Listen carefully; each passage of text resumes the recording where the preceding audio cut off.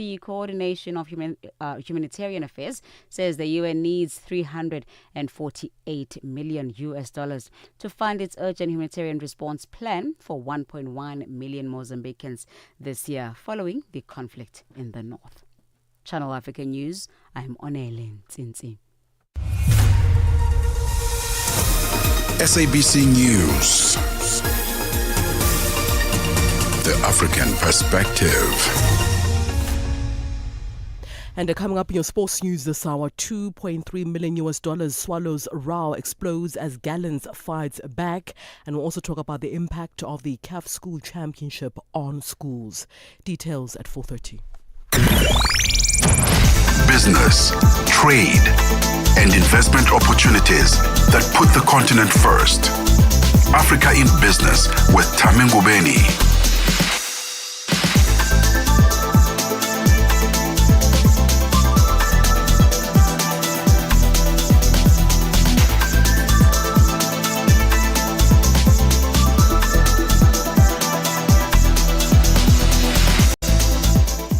It is a very good afternoon to you, Morocco. Good afternoon to you, Cape Verde, Guinea-Bissau, Togo. Good afternoon, Gabon. Good afternoon, Madagascar, Botswana. Good afternoon, Africa. Welcome to Africa in Business on Channel Africa. Indeed, this is our very, very last Africa in Business on this time slot. Come the new radio year, which is the 1st of April from tomorrow, will be coming to you on a different time slot from 6 to 7 p.m. Central African time. Looking forward to engaging with you on that time slot on all the leading and developing business stories on the African continent. Here's what we've got in store for you coming up today.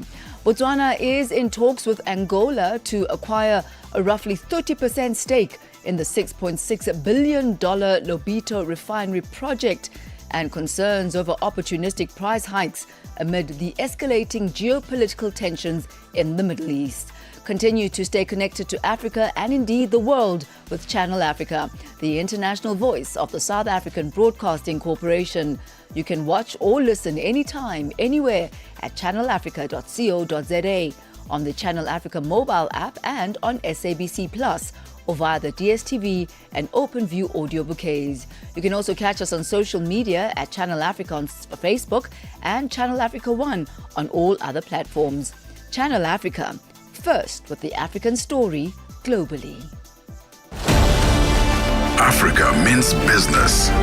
Tune into Africa in Business with Thami Ngubeni for the future of the African economy. Channel Africa, the African Perspective. We begin here this afternoon despite reports of several fuel stations having run out of supplies.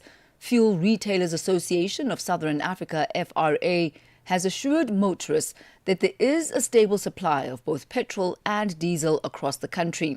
The FRA says this has been linked to motorists' panic buying, as petrol is expected to rise by more than 5 rand a litre come midnight, and diesel could increase by nearly 10 rand a litre.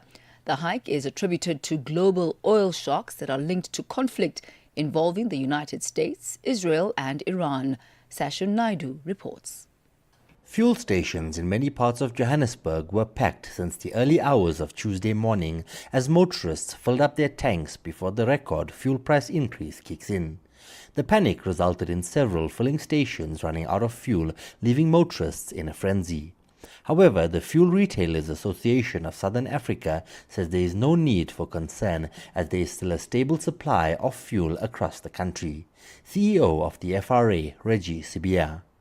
So far, the country has been stable on product supplies, and what really has been causing the shortages in some of the stations has really been the fact that there's been panic buying, mainly, pushed by social media, and that was not factual at all. Manager of the Engine Fuel Station in Auckland Park, Oscar Dumani, says their petrol and diesel supplies are already quite low due to the high demand. We are a bit under pressure, and we are not getting enough as expected. Normally, our tank capacity is around 23,000 a tank, of which they are not giving us enough, and it's a sign that they are struggling on their end in terms of delivery, supplies, and all that.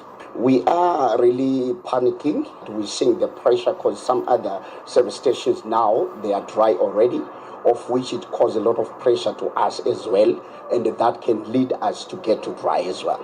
Meanwhile, motorists have expressed concerns that the looming fuel price hike will significantly impact their budgets. It's actually shocking because you go to different garages and the prices are ranging right up to 29 rand on diesel. Now, this vehicle is a diesel. I went to another garage. Their price were like about 25 rand.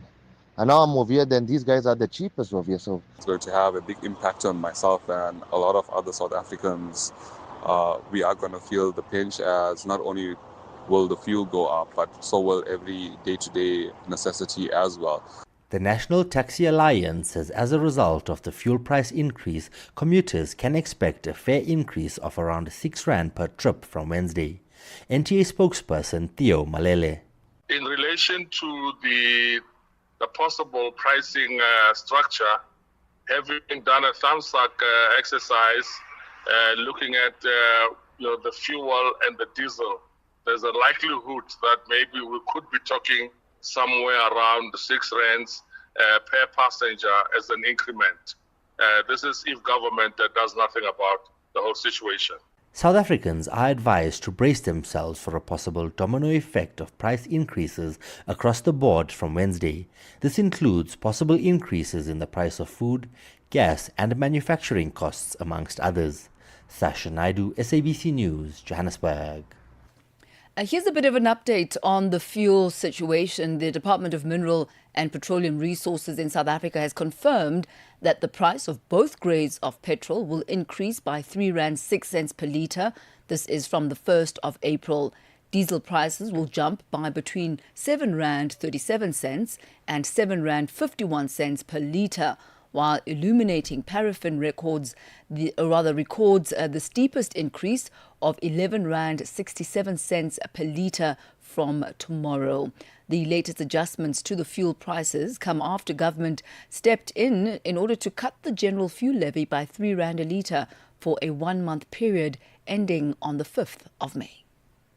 Get the news, music, and lifestyle of Africa on Channel Africa, the African perspective. So we continue our focus then on the issue of prices and oil prices. And there has been a surge in the global oil prices. And you'll know that these are fueled largely by the escalating geopolitical tensions in the Middle East. Now, these have intensified concerns about price gouging and have placed significant strain on economies across the African continent. With more than 40 of the continent's 54 countries being reliant on imported oil, the spike, which has seen Brent crude climb above $100 per barrel, is driving up inflation. It's weakening national currencies and also sharply increasing the cost of food as well as transport. The Competition Commission of South Africa has issued a strong warning to businesses, cautioning against opportunistic price hikes as fuel costs continue to rise amid the ongoing Middle East conflict. For more on this, we joined this afternoon by Thami Ngubeni, Head of Environmental Governance at the African Centre for Governance. He's also the spokesperson for the African Civil Society G20 Climate, Energy and Sustainable Finance. A very good afternoon to you. Welcome to Africa in Business. Thank you so much, and it's a pleasure to be here. Thank you, ma'am. So how do you define opportunistic price gouging, and how can consumers basically be able to differentiate between legitimate price adjustments, which are due to the global oil price, versus these opportunistic price hikes that we're talking about now? Excellent. So just maybe to respond to that, opportunistic really speaks to an opportunist, is it? So definitely we'll be looking at what is the opportunity right now when we are looking at the price gouging, and when we're looking at this aspect. So we are looking at essentially the increase in prices to exorbitant extent or levels in such a way that it's not bearable to the ordinary person or to the ordinary consumer, and it is always or mostly influenced by a certain crisis, which in this case now is the global crisis, which is the Middle East conflict. So generally, that's just the aspect of it. So when we come to now how consumers can determine if this is being influenced from a global front or from a domestic front, there's always the simpler way is to look at the historical market price. Mm-hmm. What was the price of fuel when you look at it 2 years ago? When you look at it a year ago, what was the cost? So that's cost now. And then when you look at the increase in the cost, you then have to determine what was the percentage increase. So that percentage increase, you then look at vis-a-vis what is happening now. When the increase is beyond that deviation within the historical, then it means that there's some form of forces that is coming from elsewhere, which is not the ordinary, in this case, ordinary, for lack of better context, ordinary forces that we are used to, which is domestic. So this is how somehow the differentiation can actually be done. Mm. When we talk about opportunistic price gouging, can this also be institutionalized, or are we talking about outliers here, or can this actually be embedded within the system itself? So like what I've alluded to say, the historical data or the historical market price will actually better assist you at looking at that, because when it's within, let's say, a certain range that has become average, let's take an example of 2020 to 2025. It means that this is something that is within the reach, which is domestic. But then when it really comes out of hand, that is when you realize that there's some external force of some sort within. And of course, it then comes down to then say if it's institutional, some of these things can be governed by various frameworks and all that within the context of a national context. But when it goes beyond the national context, then it ceases to be within any form of institution and all that. So it is more like a reactive approach where you have to dance to the tune of those in the outside world. That is from a national perspective. And how much does opportunistic fuel pricing actually affect the broader economy, such as the cost of transportation, for example, food prices and inflation?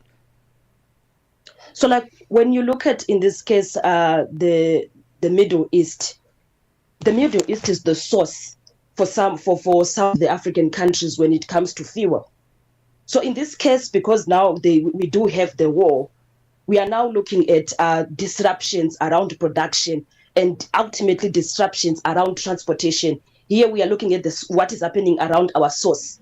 So when it comes down now to the national level, you find that already there's disruptions around transportation, which means the amount of fuel that we are supposed to be receiving, we are no longer receiving it. Therefore, there's limited movement when it comes to goods and services. So one of the key factors, when we can look at agriculture, most African countries, their economies, though it can be diverse, but somehow there's a space for agro-based. So with agro-based, food has to get to the consumer, but having moved from the farm. So from that particular distance, and then the entire value chain in terms of value addition, it is governed around power which can then be coming from fuel in this case. So when we look at now the issues of food prices, the prices, they tend to go up because there are a lot of financial challenges associated in securing fuel to be able to transport. So that is one of the critical issues that we can have because of the disruptions, and also sometimes availability as well. It also becomes an issue. And some of the players within the sector might fail to financially meet the muscle that's required with the existing context of environment when it comes to the source. Let's take a look at some markets on the African continent, especially the informal fuel markets in some countries. How do they exacerbate or mitigate opportunistic pricing? So because they are already informal, it means they are not being governed by any form of framework, be it policy or legal in whichever context. So because they are not governed, therefore, in terms of prices, as much as prices have already escalated, they tend to further escalate the prices. And they are in confidence that they are not governed because they are informal, they are operating around informal structures. So this then becomes a challenge because sometimes the formal source of securing fuel might not be available as it that moment, and the informal source is the one that is available. So shifting now to the informal source, you get there and the prices are not controlled by any form of a framework of some sort, it then becomes expensive. So if the fuel source becomes more of informal, it ultimately cripples the financial pocket of the ordinary citizen. Ms. Kundai Ngubeni, thank you so much for taking us through that. Certainly, these are the signs of the times in the midst of the Middle East, crisis, oil prices escalating, and how do you then regulate? How do you protect consumers from opportunistic price hikes? That was our conversation with Kundai Ngubeni, Head of Environmental Governance at the African Centre for Governance and also the spokesperson for the African Civil Society G20 Climate, Energy and Sustainable Finance, taking us to 22 minutes after 4. Are you fluent in French, Chinyanja, Portuguese, and Kiswahili? Are you passionate about radio? And are you looking to work in South Africa? Do you have papers that qualify you to work in South Africa? In that case, we might have an opportunity for you to work for Channel Africa. Send us your CV and demo at newsroom@channelafrica.co.za. Remember, if you don't hear from us within 14 days, it means you have not made it or you have not been selected. Channel Africa, the African perspective. Ahoy, matey. Captain here to help, right, boys? Set sail with us on a digital voyage like no other. Channel Africa has a treasure trove of awesomeness. That is our website and social media pages. Tell me, why are you here? We want you to be part of our adventure. The winds are changing, Captain. And this time... Imagine a world where curiosity knows no bounds, where entertainment meets enlightenment, and where every click leads to the African perspective. Visit us on our website, www.channelafrica.co.za, or follow us on Instagram or on X at Channel Africa 1. Go on, like us on Facebook at Channel Africa 1. So, spread the word. Tell a friend that Channel Africa's online variety is what they need on the web. Channel Africa, the African perspective. Stay ahead with Africa in Business, where Thami Ngubeni unpacks your go-to source for Africa's economic trends and development. It is now 24 minutes after 4 p.m. Central African time as we turn our focus now to Botswana and Angola.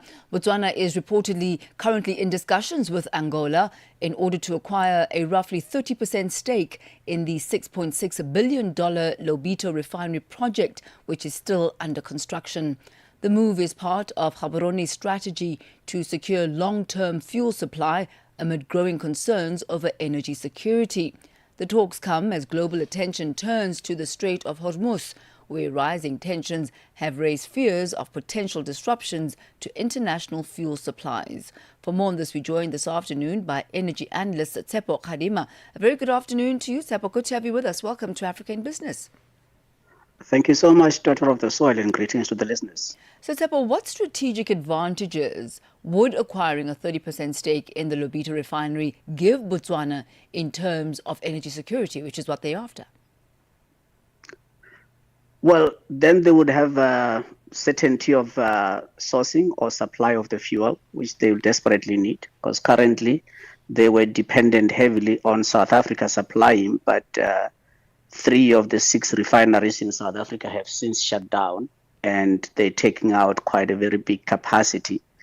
and that has left the country more vulnerable to shocks such as the ones that currently are there. Not only, Botswana, of course, South Africa itself. But in order for this to materialize and the strategic benefits to manifest for Botswana, they would have to go further and invest in port infrastructure in Namibia, which will be the most logical route for the fuel they would then derive from Lobito refinery with Angola. And then they would have to then add on to that more critical port infrastructure, storage tanks or tank farm in Namibia. And then, of course, also ensure that the logistics, they are not reliant on road as they currently are, but they resort to rail. There's been suggestion that maybe there could be a pipeline. The question then becomes, will Botswana have the financial capacity to be able to make such an investment and associated in investment in the logistics infrastructure to ensure this becomes a reality? I doubt, more so because Botswana has also made a firm intention, together with Angola, to then acquire a controlling shareholding in DBS, the diamond mining company.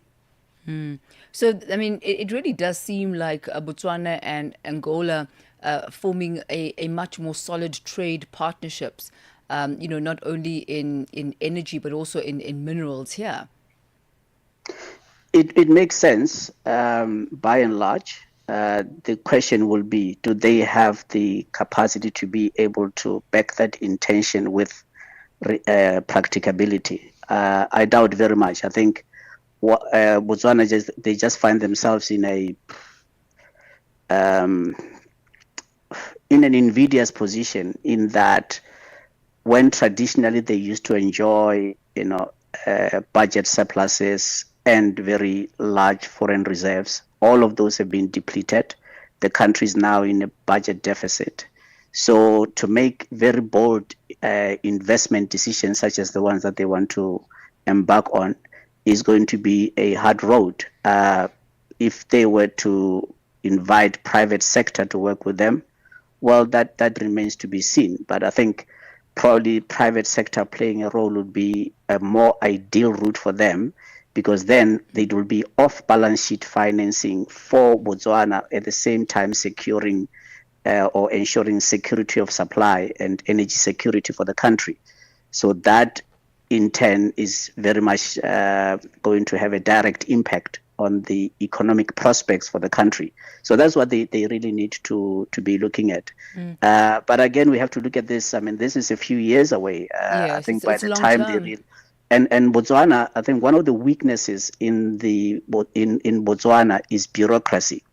For example, they could have already invested in infrastructure for bringing in fuel through Namibia, through the Trans-Kalahari corridor, and they've just delayed. 5 years later, they've just been talking about making those investments. They haven't made them. So I would not be surprised if now, by the time at the tail end of the first term of President Bogo, they will still be talking about the intention to invest. And at that time, the entry price to make such an investment in Angola would be much higher.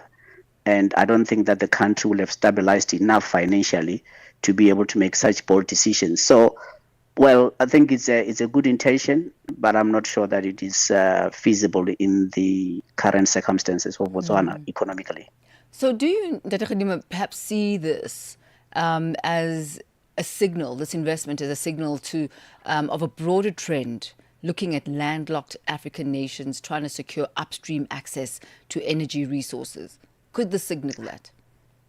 Look, this is the playbook that was so well done by the Nationalist Party government in South Africa. One has to bear in mind that we have a legislation that brought an organ of statute called Central Energy Fund. So the legislation is the Central Energy Fund Act of 1977, 2 years before the Iran crisis.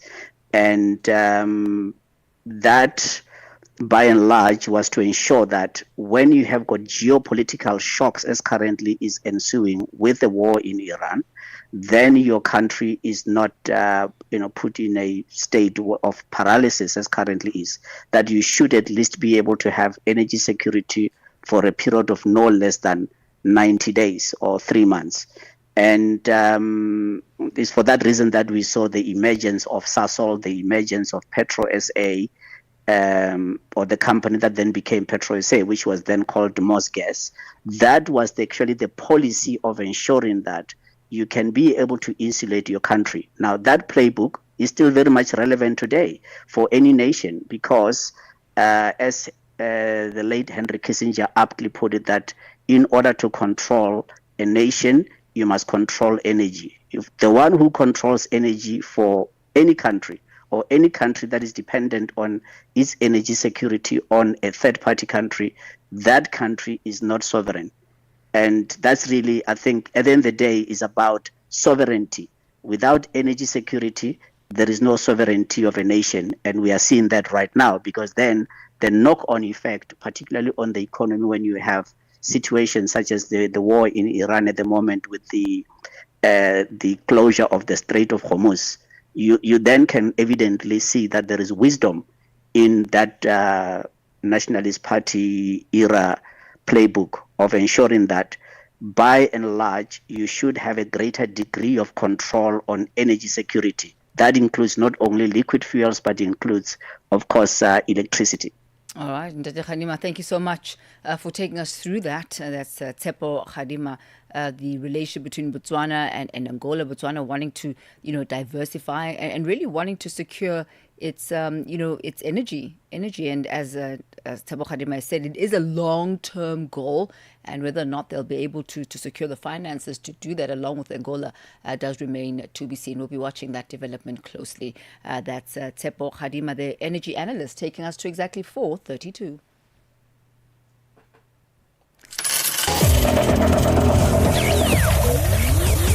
Business News on Channel Africa. The African Perspective. And standing by for your latest indicators, market indicators, here is Noluthando Buthelezi. A very good afternoon to you. Thanks, Thami, and good afternoon. $1 is trading at 17 Rand 10 cents in South Africa. In Botswana, it is trading at 13 Pula 65. In Namibia, it is trading at 17 Namibian dollars 15. The Zambian kwacha is trading at 18 kwacha 91 to the US dollar. In Kenya, the dollar is trading at 129 shilling 129. In Ethiopia, it is trading at 155 bir 37.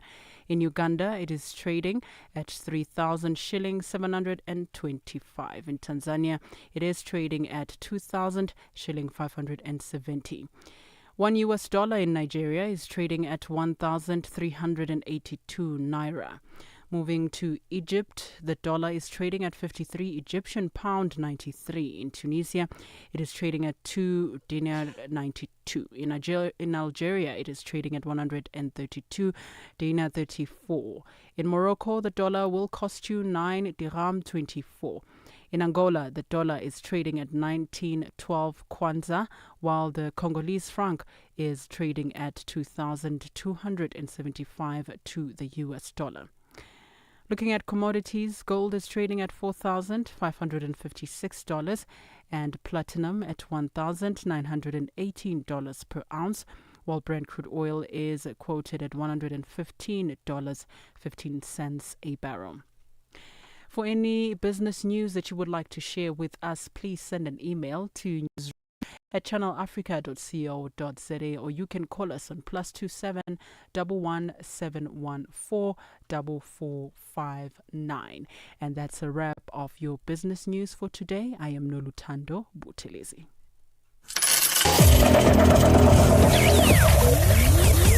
Business News on Channel Africa.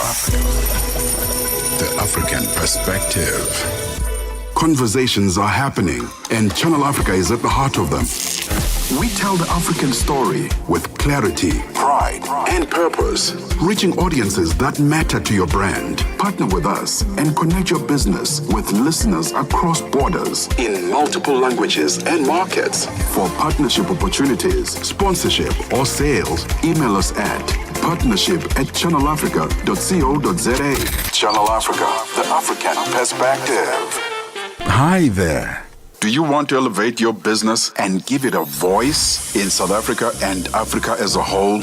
Well, in that case, let Channel Africa make this a possibility. Channel Africa is willing to advertise your business for as little as 30,000 rands or $1,719.18. To get access to these great rates, send all requests to mokoenata@SABC. That's MOKOENATA@SABC. Channel Africa, the African perspective.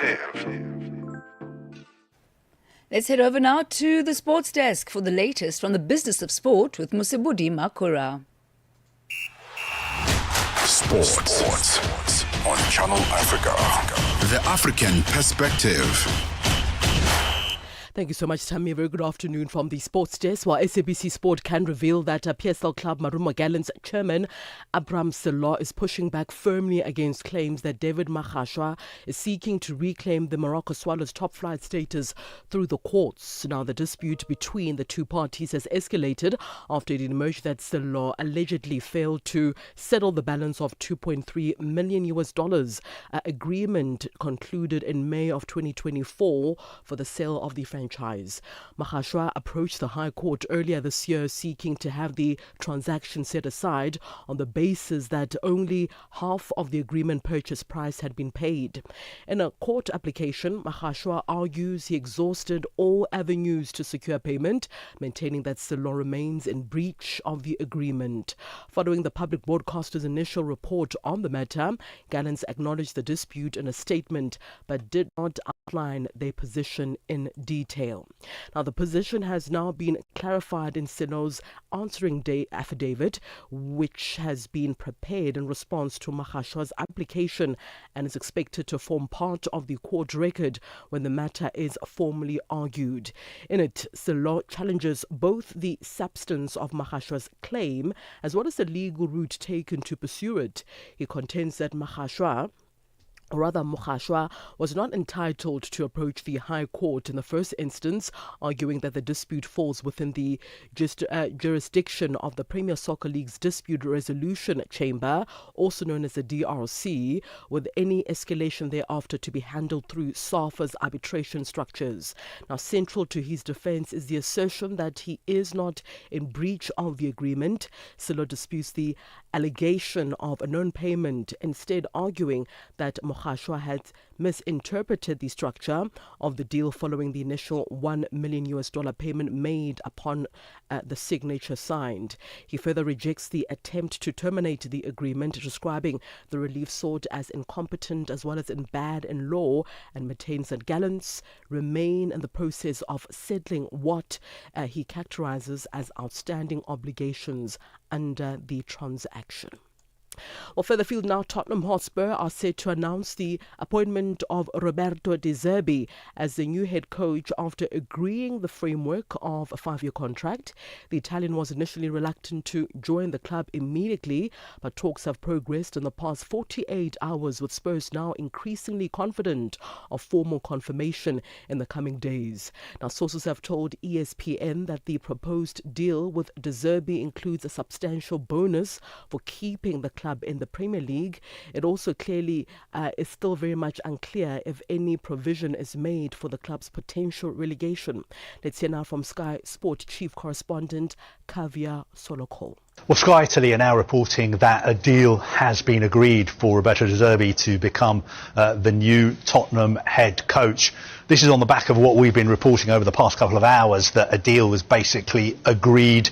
I think it was finally agreed in talks last night that he would become the new Tottenham head coach. But obviously Sky Italy, considering the fact that Roberto De Zerbi is from Italy, they have very, very good contacts with his camp. and they are reporting what we've been reporting, that a deal was very, very close, but they're now reporting that a deal actually has been agreed. All right, so that's a wrap from the Sports Desk at the Sawa. For any sports stories you'd like to share with us, do send us an email to newsroom@channelafrica.co.za or call us on +27 11714 4459. For Channel Africa Sport, I am Musibudi Makura. Sports on Channel Africa. The African Perspective. Get Channel Africa on DSTV Audio Bouquet. Channel 802.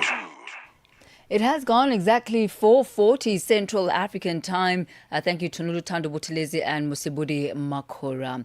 Now, statistics: South Africa has fallen victim to a ransomware attack by the emerging cybercrime group known as XP95.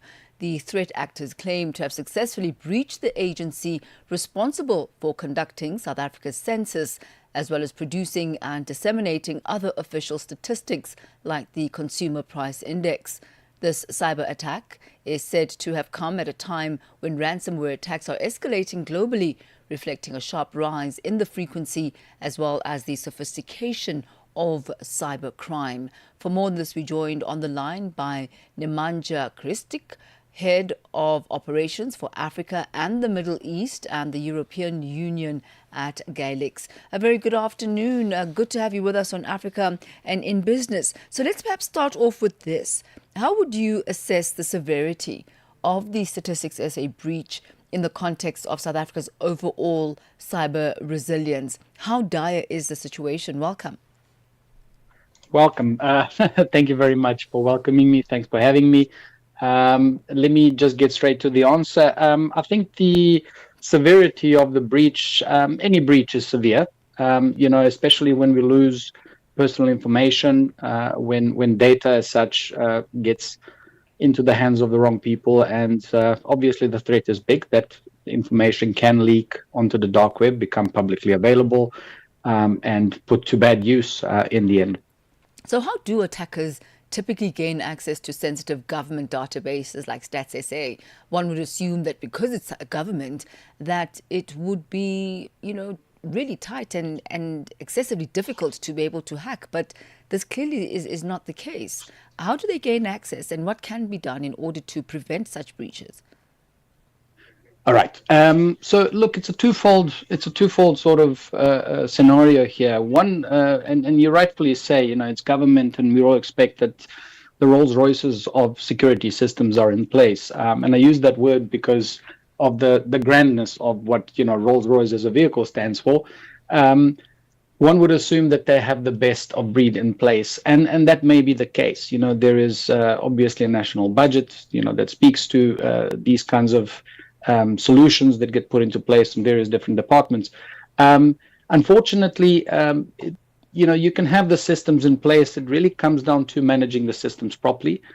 It also comes down to the inside information that gets, transferred between departments and how it is all managed. And now any government sort of institution, any government globally, let me put it that way, it's a big organization, right? There's multiple departments with thousands upon thousands of people, employees that work in these departments. So there's definitely a threat from that perspective as well.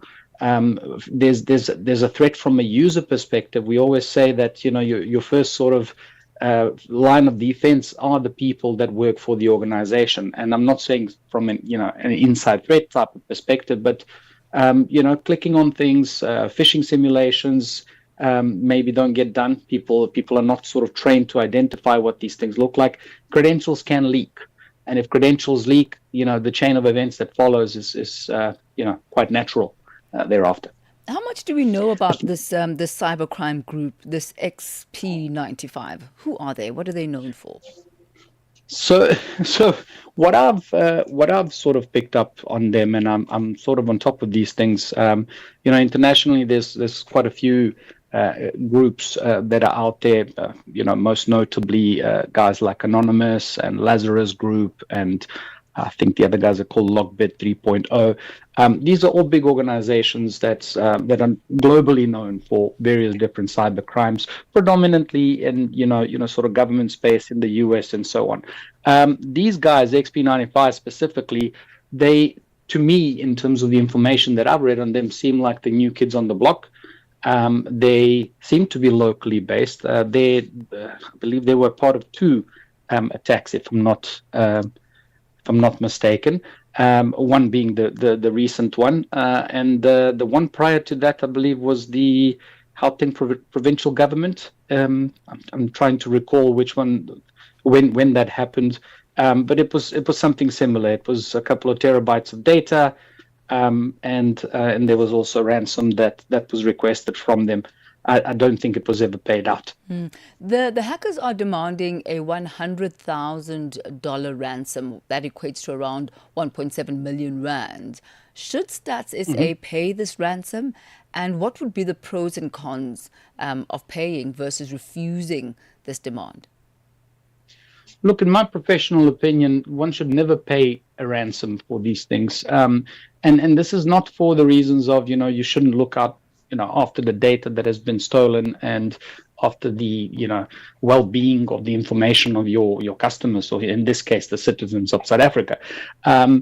But in saying that, I actually want to sort of point out another thing, is that crime gets fueled by the appetite for paying these ransoms. So this is a crime like any other crimes. And if you're willing to pay a ransom for the data, well, then you're just going to encourage the actual cause of it, which is let's steal stuff and let's put a ransom to it, and you pay us money, we'll give it back or not give it back.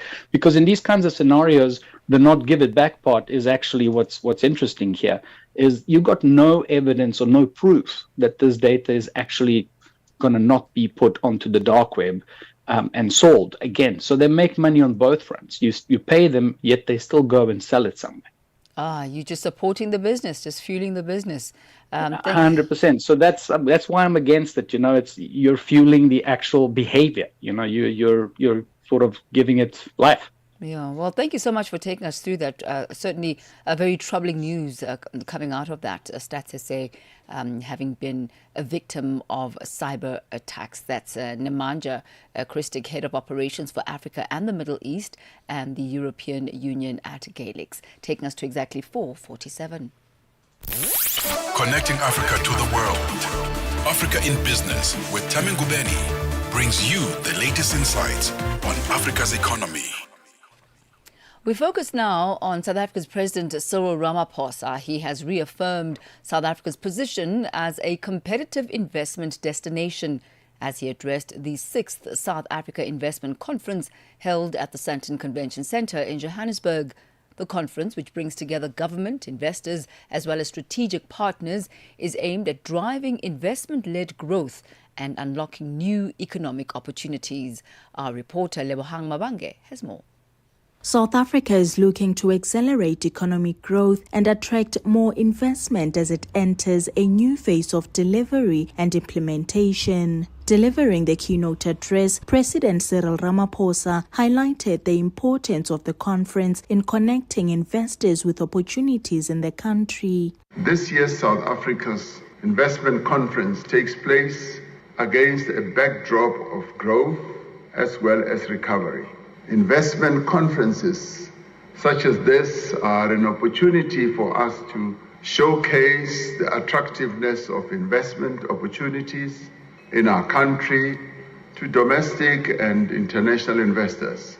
We are able to connect investors with local opportunities. We are also able to attract foreign direct investment. Ramaphosa also reflected on the success of previous conferences, noting that South Africa has exceeded its initial investment targets. Between 2018 and 2023, having set a target of attracting 1.2 trillion rand in investments, we attracted 1.5 trillion in credible, verifiable investment commitments in energy, in telecommunications, in infrastructure, property, mining, advanced manufacturing, and across a range of other sectors. This proved that South Africa is an investable market, but more importantly, it also showed that South Africa is ready to do business. Meanwhile, Minister of Trade, Industry and Competition Park Stau emphasized South Africa's growing role in regional and global trade, particularly within the African continent.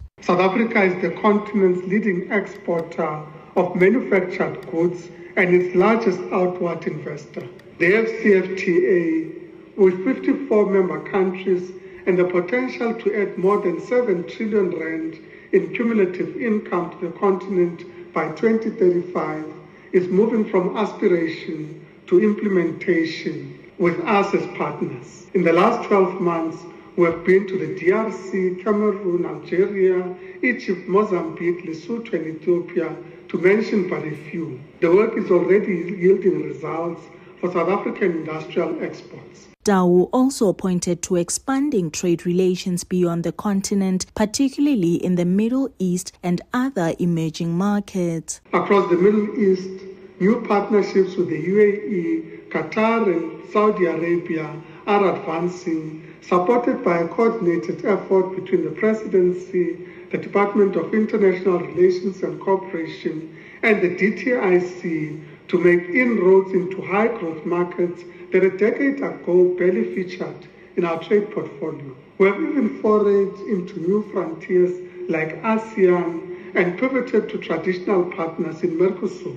The conference forms part of South Africa's broader strategy to mobilize an additional $118 billion in investment over the next 5 years, while strengthening its position as a gateway for investment into Africa. Reporting for Channel Africa, I am Lebogang Mabange in Johannesburg, South Africa. Africa. It's time to plug into the heartbeat of the continent. Tune in to Channel Africa, your go-to radio station that broadcasts in 5 different languages. L'Afrique du Sud célèbre la journée nationale du Kabla hujaitwa kwa jina la Double K or more of our forests have been destroyed.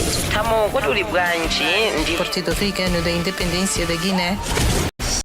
Channel Africa represents every corner of this amazing land. From Lagos to Cape Town, Nairobi to Dakar, we've got you covered with the freshest news, music, and cultures. So, turn up the volume, feel the rhythm.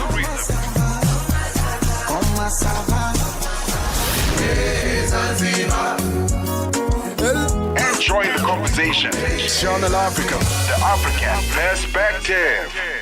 Stay ahead with Africa in Business, where Thami Ngubeni unpacks your go-to source for Africa's economic trends and development.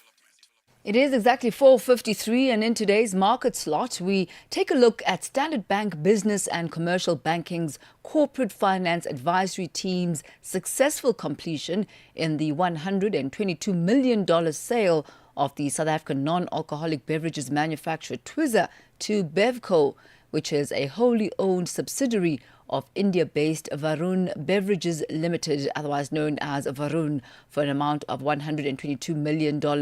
For more on this sale, we're joined by Raven Moodley. He's head of Corporate Finance Advisory for Business and Commercial Banking at Standard Bank South Africa. A very good afternoon to you, and dare I say, congratulations on a deal signed and delivered. Thank you very much, Thami. A very good afternoon to you and your listeners as well. Thank you. Really appreciate the kind words. Well, let's take a closer look at this deal. Tell us more about the finalization. It really is a landmark deal, and what it really means for both the family-owned business and what it means for Standard Bank. Thami, thank you very much. Yes, I think for us, this is a very special transaction for the BCB franchise. I think it demonstrates our ethos as a business, which is to support our family-owned businesses from once what was humble beginnings into significant market players that can compete with large corporates on the global stage. Our journey with the family started about 3 years ago with the objective to accelerate Twiza's growth through partnership with appropriate financial or strategic equity partners to help them climb up the ranks from being the 6th or 7th player in the beverage market in South Africa to about the 3rd sort of beverage player behind Coca-Cola, Pepsi, and Kingsley. Now, when we essentially got involved, we did a review of the business. We looked at the business to enhance profitability by performing a review, and we then sort of looked at certain elements of the cost base, which helped the business improve its attractiveness as an investment opportunity. As margins improved and as we sort of worked through, let's call it the investment plan, it just so happened that Varun Beverages entered the local market by acquiring Bevco, which was the local or is the local franchisee for PepsiCo. But Varun, they have ambitious growth plans and they plan to grow quite strongly in the country as well as on the continent. And they were looking for additional manufacturing capacity. Twiza, with 3 plants across the country, operating from Middelburg, Queenstown, and Cape Town, it presented an ideal opportunity and an ideal partner for growth. So with this, I think, we basically initiated discussions with VBL or Varun in July 2025, and ultimately that led to its acquisition, which we closed sort of last week. Really good news for family-owned businesses, but what are the key lessons that SMEs can take from Twiza in terms of its trajectory to date? In terms of key lessons, I think it's a really important question you ask, because I think entrepreneurs are a special breed of people. It takes a special skill to take an idea from conception and building that into a significant operation, and that is a remarkable skill set. However, to scale a business, it is important to build a strong team around you across the various disciplines that it takes to run a business, from finance, sales and marketing, operations, etc. And I think it's also important to introduce appropriate levels of governance and control. And by governance and control, I don't necessarily mean introduce bureaucracy, but you need appropriate control and governance in a business. So if you look at the founder of Twiza, and it's essentially what he had done, he established a board that held him accountable for the business's growth and performance. And he also established a strong team around him by hiring skilled resources from leading competitors, that together they were able to transform Twiza into a meaningful business that established market-leading positions in South Africa and neighboring countries. Ultimately, he created a business that could outlive him. And I think that's what our entrepreneurs, I think it's a key lesson for entrepreneurs. So what's next for Twiza following the conclusion of this deal? I think, for Twiza, it actually provides, I think, a strong foundation for this business to grow into Africa. I think, it's now sitting within the Varun network. This acquisition actually presents a strategic opportunity to expand their footprint in Africa, deepen its presence in high-growth consumer markets.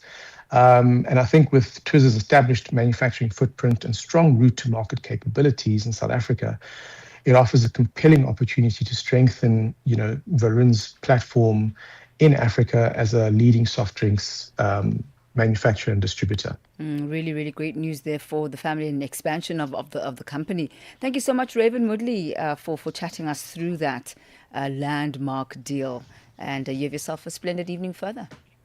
Thami, thank you very much. Appreciate it. Thank you, Raven. He's head of corporate finance advisory for business and commercial banking at Standard Bank, South Africa. He brings us to exactly 4:59 Central African time. Well, Africa, that's how we conclude this season of Africa in Business. We are now officially starting the new radio year come the 1st of April, which is tomorrow, and Africa in Business moves to its new time slot, which is 6 p.m. to 7 p.m. Central African time. Thank you so much to our amazing producer, Mabubu Loka, and she has been an absolutely amazing producer, really great team, as well as our tech team. So we'll see you on the other side tomorrow, new time slot from 6 to 7 p.m.